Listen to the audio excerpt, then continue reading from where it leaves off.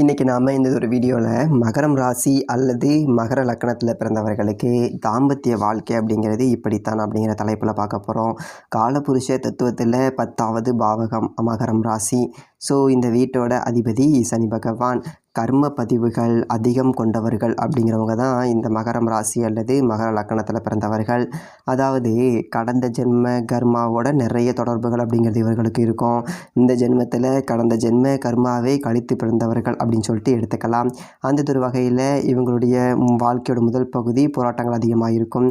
எல்லாமே கிடைக்கும், ஆனால் தாமதமாக கிடைக்கும் அப்படிங்கிற மாதிரி இவங்களுடைய வாழ்க்கையில் தாம்பத்திய வாழ்க்கையிலும் சரி, திருமணம் ஆகிறதும் தாமதமாக கிடைக்கும். ஆனாலும் முதல் பகுதி வாழ்க்கையிலே சில போராட்டங்கள், குடும்ப வாழ்க்கை சம்பந்தமாகவே சில போராட்டங்கள் ஏற்படுகிறது. இந்த மகரம் ராசியில் உத்திராடம் நட்சத்திரம் 3 பாதங்கள் இருக்கும், திருவோணம் நட்சத்திரம் 4 பாதங்கள் இருக்கும், அவிட்டம் நட்சத்திரம் 2 பாதங்கள் அப்படிங்கிறது இருக்கும். இப்போ பொதுவாகவே இந்த உத்திராடம் திருவோணம் நட்சத்திரத்தில் பிறந்தவர்கள், அவிட்டம் நட்சத்திரத்தில் பிறந்தவர்கள்லாம் பார்த்தீங்க அப்படின்னா ஏதோ ஒரு 35 வயது வரையிலையுமே பார்த்தீங்க அப்படின்னாக்க சில விஷயங்கள்லாம் தடைகளும் தாமதங்களும் இருந்துக்கிட்டே இருக்கும். காதல் போன்றவை ஏற்பட்டு சீக்கிரமாக கல்யாணம் ஆகிடுது அப்படின்னாலும் சில பேருக்கு எல்லாமே அவர்களுக்கு அந்த பாதிப்பு அப்படிங்கிறது ஏற்படும். அதாவது பிற்பகுதி வாழ்க்கையில் காதல், கல்யாணத்துக்கு பிறகு கருத்து வேறுபாடு, தாம்பத்திய வாழ்க்கையில் மகிழ்ச்சி இல்லாத சூழ்நிலைகள், ஒரு பிரிந்திருக்கிறது, சில பேருக்கு இருதாரம் ஏற்படக்கூடிய ஒரு சூழ்நிலை போன்றவையும் ஏற்படுகிறது. இன்னொரு முக்கியமான விஷயம், தனிப்பட்ட முறையில் ஜாதகம் பார்க்க இந்த வாரத்துக்கான அப்பாயின்மெண்ட் ஃபிக்ஸ் பண்ண சொல்லி நிறைய பேர் கேட்டிருந்தீங்க. இப்போது ரூபாய் 300 தெளிவாகவும் விளக்கமாகவும் ஜாதகம் பார்த்து தரோங்க. தாழ்மையான வேண்டுகோள், இந்த நம்பருக்கு ஃபோன் கால் அல்லது வாட்ஸ்அப்பில் கூட நீங்கள் கேட்டு உங்களுடைய அப்பாயின்மெண்ட் அப்படிங்கிறத ஃபிக்ஸ் பண்ணிக்கலாம். உங்களுக்கு தேவையான அனைத்து டீட்டெயிலும் நம்ம டீமில் இருக்கிறவங்க கொடுத்துருவாங்க. அப்பாயின்மெண்ட் டேட் மற்றும் டைம் ஃபிக்ஸ் பண்ணதற்கு பிறகு அந்த நேரத்தில் நான் உங்களுக்கு ஃபோன் கால் பண்ணி ஜாதகம் பார்த்து பலன்கள் அப்படிங்கிறது சொல்லிடுவாங்க. ஜஸ்ட் நீங்கள் வாட்ஸ்அப் அல்லது ஃபோன் காலில் உங்களுக்கான டவுட் அப்படிங்கிறத கேட்டுக்கலாம். சரிங்க, உங்களுக்கான அப்பாயின்மெண்ட் அப்படிங்கிறத டைம் ஃபிக்ஸ் பண்ணிக்கலாம். நிறைய பேர் எவ்வளோ நேரம் ஆகும் அப்படி சொல்லிட்டு கேட்குறாங்க. ஃபஸ்ட்டு நம்ம உங்கள் ஜாதக கட்டத்தை பார்த்துட்டு ஜனனகால பலன்கள் அப்படிங்கிறத சொல்லிவிடுவோம். அதாவது உங்கள் ஜாதகக்காரங்களுடைய வாழ்க்கை எப்படி இருக்கும், கேரக்டர் எப்படி இருக்கும் அப்படிங்கிறத சொல்லிவிடுவோம். அதுக்கப்புறம் கோட்சார பலன்கள் அடிப்படையில் கடைசி ஒரு வருஷம் எப்படி இருந்துச்சு, எதிர்காலம் வரக்கூடிய ஒரு வருடங்கள்லாம் எப்படி இருக்கும் அப்படிங்கிறதெல்லாம் பார்த்துடலாம். அட் லாஸ்ட் பார்த்தீங்க அப்படின்னா இந்த டைமில் என்னென்ன நடக்கும், இந்த நேரங்களில் நீங்கள் என்ன செய்யணும், அதாவது ஜாதகத்தின் அடிப்படையில் இதெல்லாம் பார்த்துட்டு உங்களுக்கு தெளிவான ஒரு விளக்கமான பலன்கள் அப்படிங்கிறத சொல்லிவிடுவோம். இதை தாண்டி உங்களுக்கு ஏதாவது சந்தேகம் இருந்துச்சு அப்படின்னா கூட நீங்கள் கேட்டுக்கலாம். ஒவ்வொரு ஜாதகத்துக்குமே 30 நிமிஷம் வரைக்கும் நம்ம எடுத்துப்போம். தெளிவாகவும் விளக்கமாகவும் பொறுமையாகவும் உங்களுக்கு எல்லாமே சொல்லிவிடுவோம். இது இல்லாமல் உங்களுக்கு ஏதாவது சந்தேகம் இருந்துச்சு அப்படின்னா கூட நீங்கள் டவுட்டு கேட்டுக்கலாம். கடைசியாக ஜாதகம் இல்லைனாலும் பரவாயில்ல, பிறந்த தேதி, பிறந்த நேரம், பிறந்த இடம் மட்டும் சொன்னாலே போதும், நான் உங்களுக்கு ஜாதகம் பார்த்து பலன்கள் அப்படிங்கிறது சொல்லிவிடுவோம். நீங்கள் ஜஸ்ட்டு வாட்ஸ்அப்பில் ஜஸ்ட்டு ஒரு மெசேஜ் அல்லது ஒரு ஃபோன் கால் பண்ணாலே போதுங்க.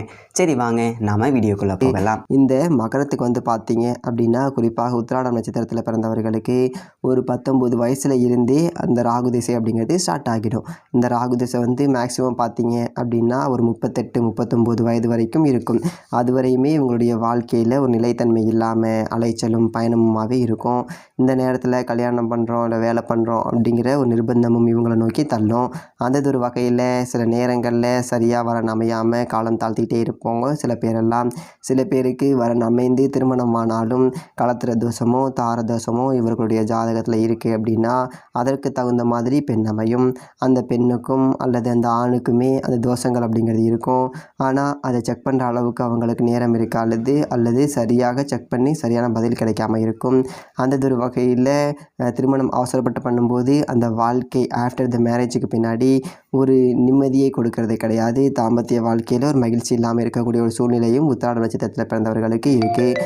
முதல் பகுதி கொஞ்சம் போராட்டமாக இருக்கும். திருவோணம் நட்சத்திரத்தை பொறுத்த வரைக்கும் சொல்லணும் அப்படின்னா திருவோணம் நட்சத்திரத்துக்குமே இவர்களுக்கு சின்ன வயசுல இருந்து பார்த்தீங்க அப்படின்னா ஏறத்தாழ ஒரு 17 வயசுலேருந்தே திருவோணம் நட்சத்திரத்தில் பிறந்தவர்களுக்கு ராகு தசை அப்படிங்கிறது வந்துடும். பொதுவாக சொல்கிறேன், முன்ன பின்ன இருக்கும். இந்த தசா இருப்பை பொறுத்து இந்த ராகு தசை காலகட்டத்தில் இவர்களுமே சின்ன வயசுலேயே பார்த்தீங்க அப்படின்னா தொந்தரவு, பாதிப்பு போன்றவை நிறையவே அடைகிறாங்க திருவோணம் நட்சத்திரத்தில் பிறந்தவங்க.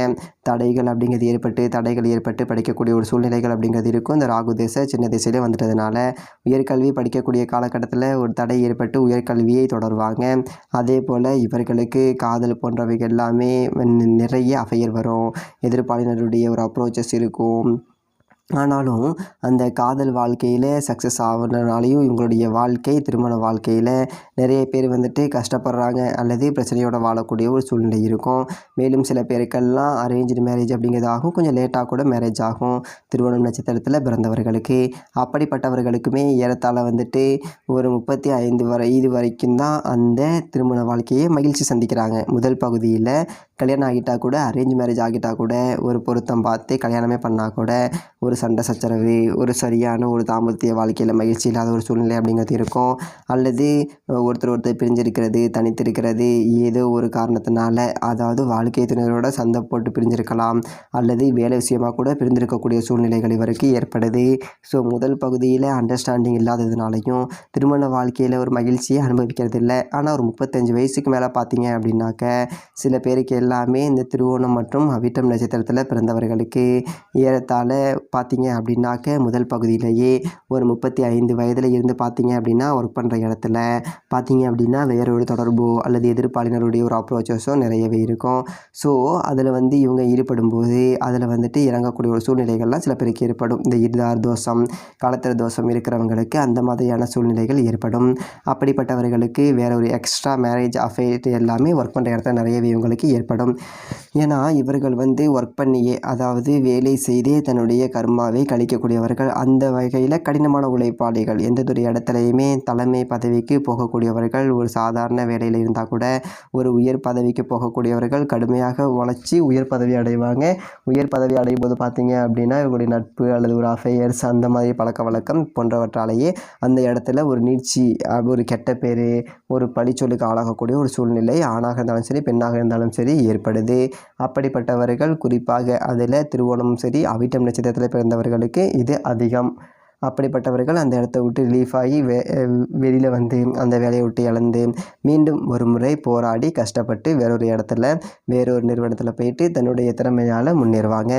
வாழ்க்கையில் அடிக்கடி ஏற்றமும் இறக்கமாகவே இருக்கும். பார்த்தீங்க அப்படின்னாக்க இது ஒரு 35 வயசில் இருந்து கொஞ்சம் அதிகமாகவே ஏற்படும். அதே மாதிரி திருவோண நட்சத்திரத்துக்கு இது கொஞ்சம் அதிகமும் கூட. அதே போல் கொஞ்சம் திருவோண நட்சத்திரக்காரங்க கொஞ்சம் கவனமாக இருக்கணும் இந்த மாதிரி விஷயத்தில். இருதார தோஷம் இருக்குது அப்படின்னா தடுக்க முடியாது. இதற்கு பரிகாரம் அப்படிங்கிறது இல்லை. நமக்கு இருக்கக்கூடிய விதி ஆகணும் அப்படின்னா சில பேருக்கு ஏற்கனவே ஒரு காதல் போன்றவை இருந்து கல்யாணத்துக்கு முன்னாடியே ஒரு டீப்பாக பழகி கட்டாகி அதுக்கப்புறம் கல்யாணம் ஆகும். அப்படி ஆகும்போதும் அது 2வது தரம் மாதிரி தான் அப்படி ஆகுது அப்படின்னாலும் அந்த தோஷம் நிவர்த்தி ஆகுதுன்னு தான் அர்த்தம். அப்படி எதுவுமே பட்டு தான் அந்த தோஷத்தை நிவர்த்தி ஆக்கும். ஒரு நல்லது கிடைக்கல அப்படின்னாலும் அது கிடச்சி தான் அந்த யோகம் அப்படிங்கிறது கம்ப்ளீட் ஆகும். தோஷனாலையும் ஒரு கெட்டது நடக்குது அப்படின்னாலையும் அது நடந்த பின்னாடி தான் அது தோஷம் கம்ப்ளீட் ஆகும்.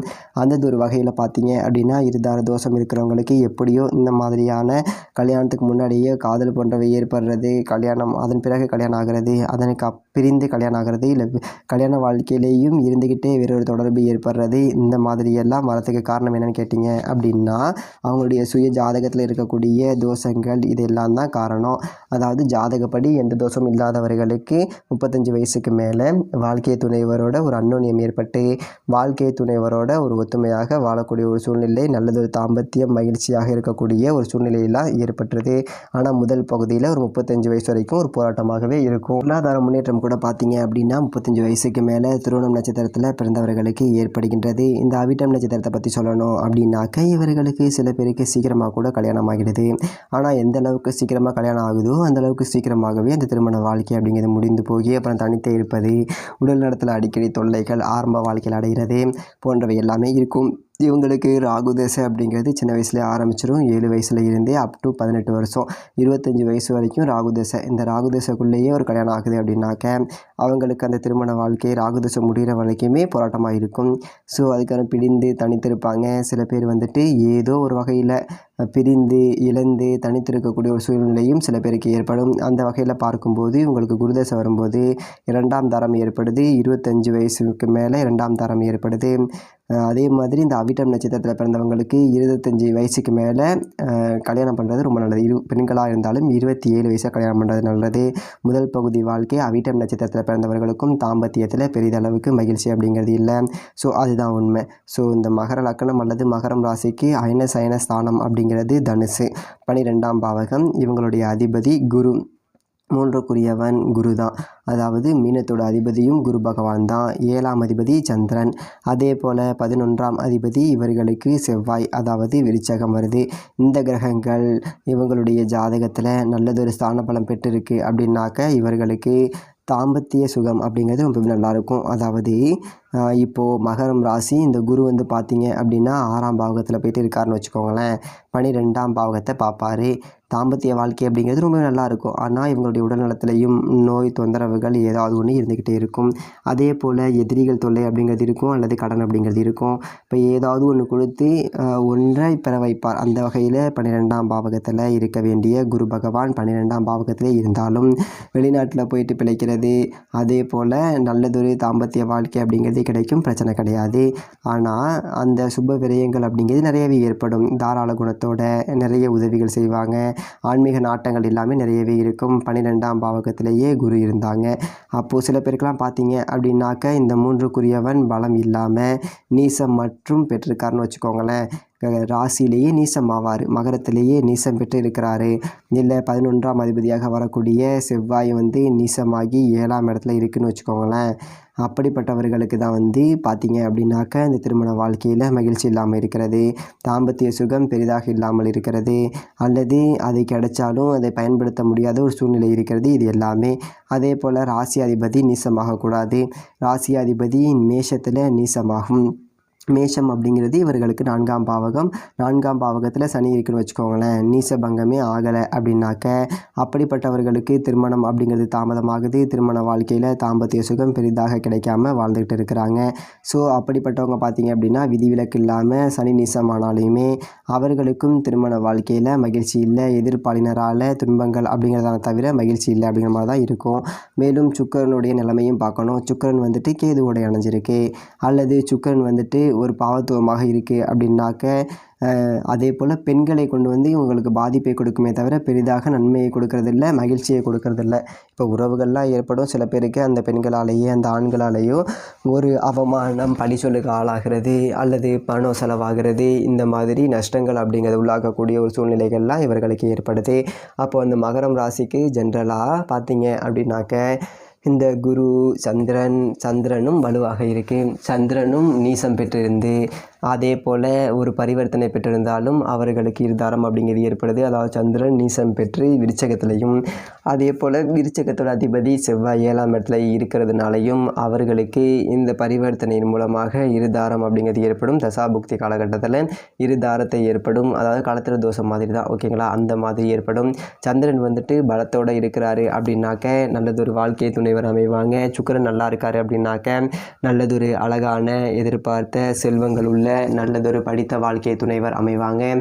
அதன் மூலமாக மகிழ்ச்சி நிலைத்தன்மையோடு இருக்கும். நம்ம ஜாதகத்தில் கிரகங்களுடைய ஸ்தான பலம், வலிமை இவற்றை பொறுத்து, லக்னாதிபதியோட வலிமை அப்படிங்கிறத பொறுத்து நமக்கு கிடைக்கக்கூடிய இந்த மகிழ்ச்சி அப்படிங்கிறது நிலைத்தன்மையாக இல்லையா என்பதை நாம் தெரிஞ்சுக்கலாம். பொதுவான பலனாக நம்ம சொல்லும்போது மகரம் ராசிக்காரர்களுக்கு முதல் பகுதி வாழ்க்கையில் நிறைய போராட்டம் தான். ஏறத்தாழ ஒரு 35-36 வயசு வரைக்குமே இந்த காதலிச்சாலையும் அல்ல அந்த காதலில் ஒரு ஃபெயிலியர் ஆகிடுது. சில பேருக்கு சக்ஸஸ் ஆகிடும். அந்த காதல் சக்ஸஸ் ஆனாலும் அந்த காதல் வாழ்க்கையில் அவங்களுக்கு சில பிரச்சனைகள் அப்படிங்கிறது இருக்கும். அதாவது கல்யாண வாழ்க்கையில் இப்படி தான் வாழணும் அப்படி சொல்லிட்டு ஒரு கற்பனையோடு இருப்பாங்க சின்ன வயசில். இப்படிப்பட்ட ஒரு வாழ்க்கையை துணைவர் அமையணும், இவங்களுக்காகவே வாழணும் அப்படிங்கிற ஒரு மிகப்பெரிய கற்பனையெல்லாம் இருக்கும். அந்த வகையில் காதலிப்பாங்க. காதலித்த பின்னாடி உங்களுக்கு வந்துட்டு ஏதோ ஒரு வகையில் அந்த பிரச்சனையை உருவாக்கிக்கிட்டே இருக்கும். குறிப்பாக வந்து பார்த்தீங்க அப்படின்னாக்க இவங்க வந்து பார்த்தீங்க அப்படின்னா வாழ்க்கை துணைவரோட உறவுகளோட செட் ஆக மாட்டாங்க. அந்த உறவுகளோட கருத்து வேறுபாடு, மிஸ் அண்டர்ஸ்டாண்டிங்கோடய இருக்கும். ஏன்னா இந்த சனி வந்து பார்த்தீங்க அப்படின்னா 4ஆம் பாவகத்தில் நீசமாகிறாரு. செவ்வாயுடைய வீட்டில் நீசம். இந்த செவ்வாய் 11ஆம் அதிபதியாக வராரு, பாதகாதிபதியாகவும் கூட. அப்போது பார்த்தீங்க அப்படின்னாக்க வாழ்க்கை துணைவருடைய உறவுகள் வகையில் இவங்களுக்கு ஒரு கருத்து வேறுபாடு, மோதல்கள் இருந்துக்கிட்டே இருக்கும். அதனாலேயே பார்த்தீங்க அப்படின்னா பிரிந்திருப்பாங்க. அதே மாதிரி ஒரு அண்டர்ஸ்டாண்டிங் வர்றதுக்கே லேட் ஆகும். மேலும் தனி கொடுத்தனமாக போயிருந்தாங்க அப்படின்னா ஓரளவுக்கு மகிழ்ச்சியாக இருப்பாங்க. அதே போல் இவர்களை பொறுத்த வரைக்கும் இந்த பிற்பகுதி வாழ்க்கையில் ஒரு தாம்பத்திய சுகம் அப்படிங்கிறது ஓரளவுக்கு கிடைக்கும். அதாவது இவர்களுடைய ஜாதகப்படி தோஷங்கள் இருக்குது அப்படின்னா கூட 2வது தாரம் அப்படிங்கிற ஏற்படக்கூடிய விதி இருந்தால் இந்த 2ஆம் தாரம் 37, 38 இந்த வயதுகளில் ஏற்பட்டு ஒரு 38 வயதுக்கு பிறகு இவங்க நல்லதொரு தாம்பத்திய வாழ்க்கையில் மகிழ்ச்சி ஏற்படக்கூடிய ஒரு சூழ்நிலை ஏற்பட்டுருது. பிற்பகுதி வாழ்க்கையில் நல்லதொரு பொருளாதார முன்னேற்றமும் அதே போல் தாம்பத்திய வாழ்க்கையில் நல்லதொரு மகிழ்ச்சியாக இருக்கக்கூடிய ஒரு சூழ்நிலையும் பிற்பகுதி வாழ்க்கையில் இவர்களுக்கு ஏற்படுது. ஆக இந்த ஒரு பதிவு உங்களுக்கு பிடிச்சிருந்துச்சு அப்படின்னா லைக் பண்ணுங்கள், இதை மற்றவர்களுக்கும் ஷேர் பண்ணுங்கள். அது மட்டும் இல்லாமல் இன்னும் நம்ம சேனலை சப்ஸ்கிரைப் பண்ணாமல் பார்க்குறவங்க சப்ஸ்கிரைப் பண்ணிவிட்டு கன்டினியூ பண்ணுங்கள். இதன் மூலமாக உங்களுக்கு சரியான ஜோதிட தகவல்களும் ஆன்மீக தகவல்களும் கிடைச்சிருக்கும் அப்படின்னு சொல்லிட்டு நம்புகிறோம். மேலும் தனிப்பட்ட முறையில் ஜாதகம் பார்க்க கீழே இருக்க நம்பருக்கு கான்டாக்ட் பண்ணுங்கள். நன்றி.